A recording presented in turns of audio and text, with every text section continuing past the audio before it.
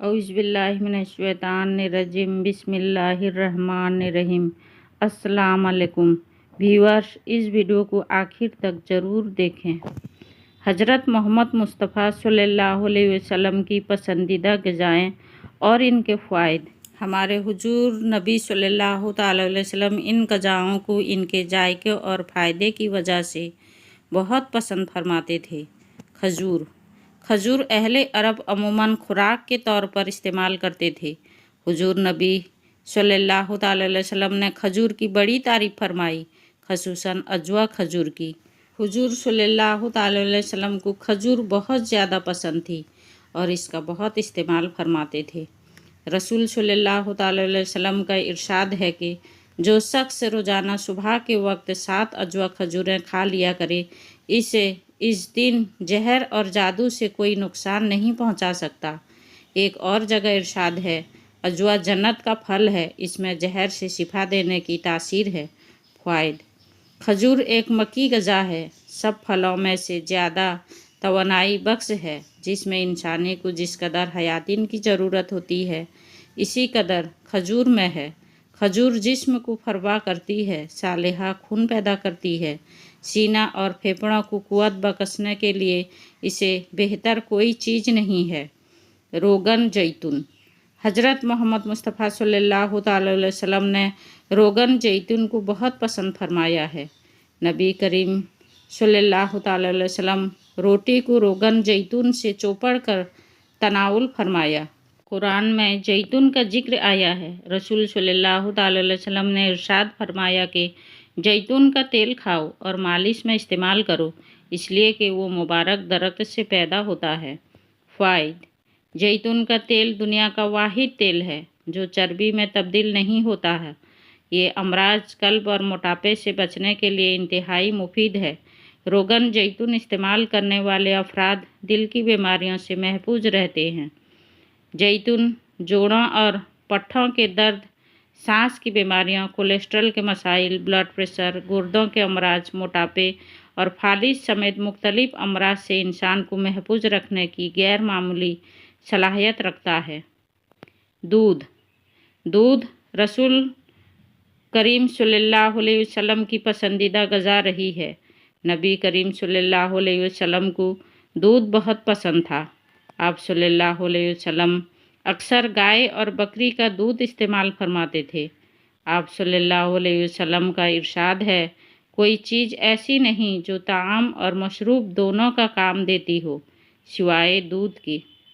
حضرت صہیب رضی اللہ تعالیٰ عنہ سے روایت ہے کہ آپ صلی اللہ علیہ وسلم نے ارشاد فرمایا، تم لوگ گائے کے دودھ کو اپنے لیے لازم قرار کر دو، کیونکہ یہ شفا بخش ہے اور اس کا گھی دوا ہے۔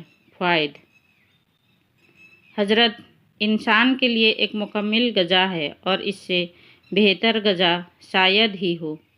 دودھ میں جسم کی ضرورت کے مطابق تمام اجزاء موجود ہے جن سے جسم صحت مند رہ سکتا ہے اور اس کی نشوونما صحیح ہو سکتی ہے۔ جن علاقوں کے لوگ دودھ استعمال کرتے ہیں ان کی عمریں زیادہ ہوتی ہیں۔ شہد۔ رسول اکرم صلی اللہ علیہ وسلم کو شہد بہت پسند تھا اور اس کا بہت استعمال فرماتے تھے۔ حضرت عائشہ رضی اللہ تعالیٰ عنہا سے روایت ہے کہ آپ صلی اللہ علیہ وسلم شہد پسند فرماتے تھے۔ شہد کی شفا بخشی کا ذکر قرآن میں بھی آیا ہے اور اسے موت کے علاوہ ہر مرض کا علاج قرار دیا گیا ہے۔ فوائد۔ شہد کے بارے میں یہ بات طے شدہ ہے کہ یہ بہت سے امراض میں مفید ہے اور اس کا استعمال جسم کو امراض سے محفوظ رکھتا ہے۔ تمام تر کوششوں کے باوجود اب تک شہد کا متبادل تلاش نہیں کیا جا سکا۔ شہد کی ایک خوبی اس کے رس کا جلد اثر کرنا اور قدرتی اینٹی بائیوٹک ہونا۔ یہ حلق سے نیچے اترتے ہی خون میں شامل ہو جاتا ہے۔ نوزائیدہ بچے سے لے کر جاں بلب مریض تک سب کے لیے غذا اور دوا ہے۔ کدو۔ حضور اکرم کو سبزیوں میں کدو بہت پسند تھا۔ حضرت انس رضی اللہ تعالیٰ عنہ سے حدیث میں مروی ہے کہ آپ صلی اللہ تعالی علیہ وسلم کو ایک دعوت میں جو کی روٹی اور کدو گوشت کا شوربہ پیش کیا گیا۔ میں نے حضور نبی کریم صلی اللہ تعالی علیہ وسلم کو دیکھا کہ پیالے کے کناروں سے کدو تلاش فرما کر تناول فرما رہے تھے۔ میں اس روز کے بعد ہمیشہ کدو کو پسند کرنے لگا۔ فوائد: کدو ایک سبزی ہے جو ذائقے میں لذیذ اور تاثیر میں جود، ہضم، صحت بخش اور دماغی صلاحیتوں کو بڑھانے والا ہے۔ کدو مفرح قلب، جگر اور اعصاب کے لیے مفید سبزی ہے۔ جو کی روٹی: نبی کریم صلی اللہ تعالی علیہ وسلم کی مرغوب غذاؤں میں جو بھی شامل ہے۔ حضرت محمد صلی اللہ علیہ وسلم جو کی روٹی کو بہت پسند فرماتے تھے۔ حضور صلی اللہ تعالی علیہ وسلم نے اپنی ساری زندگی میں کبھی بھی میدا کی روٹی تناول نہیں فرمائی۔ ابو داؤد میں حدیث ہے کہ آپ صلی اللہ تعالی علیہ وسلم نے جو کی روٹی کا ٹکڑا لیا اور اس پر کھجور رکھی اور فرمایا کہ یہ اس کا سالن ہے، اور تناول فرما لیا۔ فوائد: قدرت نے جو میں جسمانی قوت کا بیج بہا خزانہ چھپا کر ہمیں بخشا ہے۔ قدیم زمانے سے جو کا استعمال بطور علاج اور قوت بخش غذا میں ہوتا چلا آ رہا ہے۔ جو میں جسم کو توانائی بخشنے والا اعضاء کی خاص مقدار پائی جاتی ہے۔ اس میں 80% نشستہ لحمیات اور فاسفورس کی بڑی مقدار موجود ہوتی ہے، جو بلڈ پریشر کو فائدہ پہنچاتا ہے، حدید کو کم کرتا ہے، پیاس بجھاتا ہے، جوڑوں کے درد کو فائدہ پہنچاتا ہے، چونکہ زہریلے مادوں کو اخراج کرتا ہے، اس لیے محاسے چہرے کے دانوں اور اس سلسلے میں دوسری جلدی بیماریوں کو دور کرتا ہے۔ یہ ہماری جسمانی صحت کے لیے ٹونک کا درجہ رکھتے ہیں۔ انہیں اپنی روزمرہ کی غذا میں شامل رکھیں اور صحت مند رہیں۔ سرکہ: ہمارے پیارے نبی صلی اللہ علیہ وسلم کو سرکہ بھی بہت پسند تھا۔ آپ صلی اللہ تعالی علیہ وسلم نے نہ صرف سرکہ کو تناول فرمایا بلکہ اس کی تعریف بھی فرمائی۔ حدیث میں ہے کہ حضور کریم صلی اللہ تعالی علیہ وسلم نے ارشاد فرمایا ہے کہ سرکہ بھی کیسا بہترین سالن ہے۔ حضرت ام ہانی رضی اللہ تعالیٰ عنہا فرماتی ہیں کہ حضور نبی کریم صلی اللہ تعالی علیہ وسلم میرے گھر تشریف لائے اور فرمایا، کیا تیرے پاس کھانے کے لیے کوئی شے ہے؟ میں نے عرض کیا، سوکھی ہوئی روٹی اور سرکہ کے سوا کچھ بھی نہیں ہے۔ حضور صلی اللہ تعالی علیہ وسلم نے فرمایا، وہی لے آؤ۔ وہ گھر سالن سے خالی نہیں جس گھر میں سرکہ ہو۔ فوائد: سرکہ کا استعمال ذیابیطس اور خون میں گلوکوز کی مقدار کو درست کرنے کے لیے فائدہ مند ہوتا ہے۔ سرکہ کا کھانے میں استعمال اس احساس کو بڑھا دیتا ہے کہ اب بھوک نہیں، یعنی انسان کم کھاتا ہے، اور اس طرح نظام انہضام بہتر رہتا ہے۔ گوشت آپ صلی اللہ تعالی علیہ وسلم کی مرغوب غذا تھی۔